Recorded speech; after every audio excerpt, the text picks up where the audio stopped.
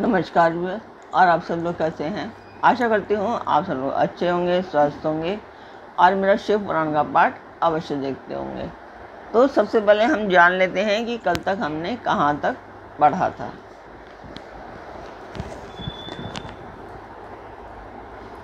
कल तक था कि ईशान आदि के प्रतीक रूप जिन 5 ब्राह्मणों का वर्णन किया गया हो उनको ईशान आदि का स्वरूप भी समझें तथा आचार्य को सांब सदाशिव का रूप स्वरूप माने। इसी भावना के साथ उन सबके चरण धोएं और उनके चरणोदक से अपने मस्तक को सींचें। ऐसा करने से वह साधक अगणित तीर्थों में तत्काल स्नान करने का फल प्राप्त कर लेता है। उन ब्राह्मणों को भक्तिपूर्वक दशांश अन्न देना चाहिए। गुरु पत्नी को पराशक्ति मानकर उनका ही पूजन करें।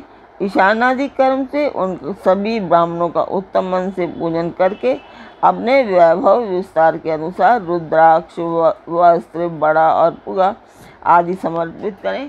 तदनंतर दिक्पाल आदि को बलि देकर ब्राह्मणों को भरपूर भोजन कराएं। तो कल तक यहाँ तक था।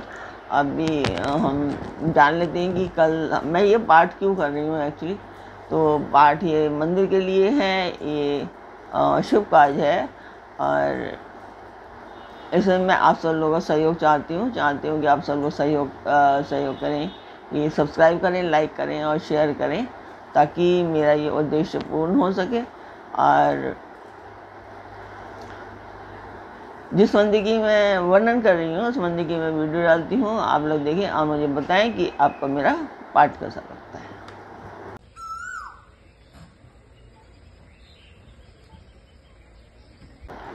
तो आपने वो वीडियो देखी, मंदिर की वीडियो देखी, आपको मेरा पाठ कैसा लगता है कमेंट बॉक्स में मुझे अवश्य बताएं।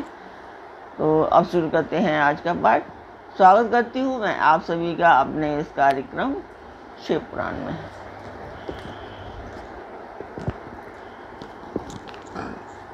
इसके बाद देवेश्वर शिव से प्रार्थना करके अपना जप समाप्त करें। इस प्रकार उर्ष चरण करके मनुष्य उस मंत्र को सिद्ध कर लेता है। फिर 5 लाख जप करने से समस्त पापों का नाश हो जाता है। तदनंतर पुनः 5 लाख जप करने पर अतल से लेकर सत्यलोक तक 14 भुवनों पर क्रमशः अधिकार प्राप्त हो जाता है। यदि अनुष्ठान पूर्ण होने के पहले बीच में ही साधक की मृत्यु हो जाए तो वह परलोक में उत्तम भोग भोगने के पश्चात पुनः पृथ्वी पर जन्म लेकर पंचाक्षर मंत्र के जप का अनुष्ठान करता है। समस्त लोगों का ऐश्वर्य पाने के पश्चात वह मंत्र को सिद्ध करने वाला पुरुष यदि पुनः 5 लाख जप करे तो उसे ब्रह्मा जी का सामीप्य प्राप्त होता है। पुनः 5 लाख जप करने से सारूप्य नामक ऐश्वर्य प्राप्त होता है। 100 लाख जप करने से वह साक्षात ब्रह्मा के समान हो जाता है।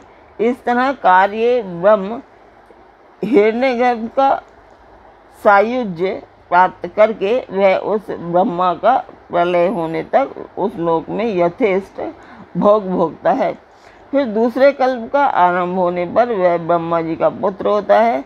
उस समय फिर तपस्या करके दिव्य तेज से प्रकाशित हो वह पुनः मुक्त हो जाता है। पृथ्वी आदि कार्य स्वरूप भूतों द्वारा पाताल से लेकर सत्यलोक पर्यंत ब्रह्मा जी के 14 लोक क्रमशः निर्मित हुए हैं। सत्यलोक से ऊपर शमालोक तक जो 14 भुवन हैं वे भगवान विष्णु के लोक हैं। शमालोक से ऊपर शुचिलोक पर्यंत 28 भुवन स्थित हैं। शुचिलोक के अंतर्गत कैलाश में प्राणियों का संहार करने वाले रुद्रदेव विराजमान हैं। शुचिलोक से ऊपर अहिंसा लोक के पर्यंत 56 भुवनों की स्थिति है। अहिंसा लोक के का आश्रय लेकर वे जो ज्ञान कैलाश नामक नगर शोभा पाता है उसमें कार्यभूत महेश्वर सबको अदृश्य करके रहते हैं। अहिंसा लोक के अंत में काल चक्र की स्थिति है। यहाँ तक महेश्वर के विराट स्वरूप का वर्णन किया जाए। यहीं तक लोकों का तिरोधान अथवा लय होता है। उससे नीचे कर्मों का भोग है और उससे ऊपर ज्ञान का भोग।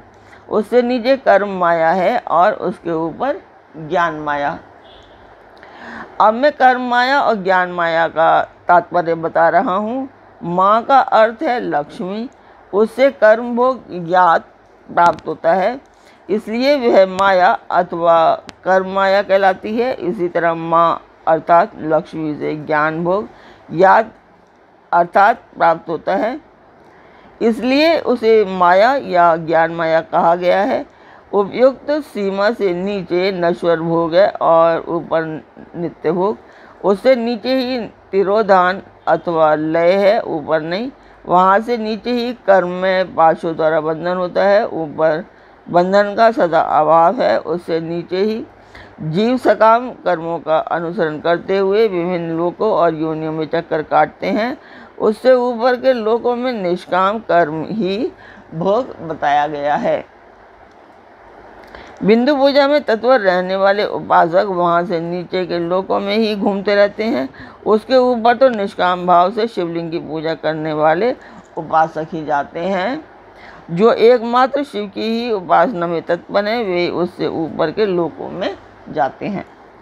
वहाँ से नीचे जीवन कोटि है और ऊपर ईश्वर कोटि। नीचे संसारी जीव रहते हैं और ऊपर मुक्त पुरुष। नीचे कर्मलोक है और ऊपर ज्ञान लोक। ऊपर पद और अहंकार का नाश करने वाली नम्रता है। वहाँ जन्म जनित तिरोधान नहीं है, उसका निवारण किए बिना वहाँ किसी का प्रवेश संभव नहीं है। इस प्रकार तिरोधान का निवारण करने से वहाँ ज्ञान शब्द का अर्थ ही प्रकाशित होता है। आदि भौतिक पूजा करने वाले लोग उससे नीचे के लोकों में ही चक्कर काटते हैं। जो आध्यात्मिक उपासना करने वाले हैं वे ही उसके ऊपर जाते हैं। जो सत्य अहिंसा और धर्मों से युक्त हो भगवान शिव के पूजन में तत्पर रहते हैं, वे काल चक्र को पार कर जाते हैं। काल चक्रेश्वर की सीमा तक जो विराट महेश्वर लोक बताया गया है, उससे ऊपर वृषभ के आकार में धर्म की स्थिति है। वे ब्रह्मचर्य का मूर्तिमान रूप है। उसके सत्य, शौच, अहिंसा और दया ये 4 शब्द हैं। वह साक्षात शिवलोक के द्वार पर खड़ा है। क्षमा उसके सींग है, शम कान है, वह वेद ध्वनि रूपी शब्द से विभूषित है। आस्तिकता उसके दोनों नेत्र हैं। विश्वास ही उसकी श्रेष्ठ बुद्धि एवं मन है। क्रिया आदि धर्म रूपी जो वृषभ हैं वे कारण आदि में स्थित हैं, ऐसा ज्ञान जानना चाहिए। उस क्रिया रूपी वृषभाकार धर्म पर कालातीत शिव आरूढ़ होते हैं। ब्रह्मा, विष्णु और महेश्वर की जो अपनी अपनी आयु है उसी को दिन कहते हैं। जहाँ धर्म रूपी वृषभ की स्थिति है उससे ऊपर न दिन है न रात्रि। वहाँ जन्म मरण आदि भी नहीं है। वहाँ फिर से कारण स्वरूप ब्रह्मा के कारण सत्यलोक पर्यंत 14 लोक स्थित हैं, जो 5 भौतिक गंध आदि से परे हैं। उनकी सनातन स्थिति है। सूक्ष्म गंधी उनका स्वरूप है। उनसे ऊपर फिर कारण रूप विष्णु के 14 लोक स्थित हैं। उनसे भी ऊपर फिर कारण रूपी रुद्र के 28 लोकों की स्थिति मानी गई है। फिर उनसे भी ऊपर कार्नेश शिव के 56 लोक विद्यमान हैं।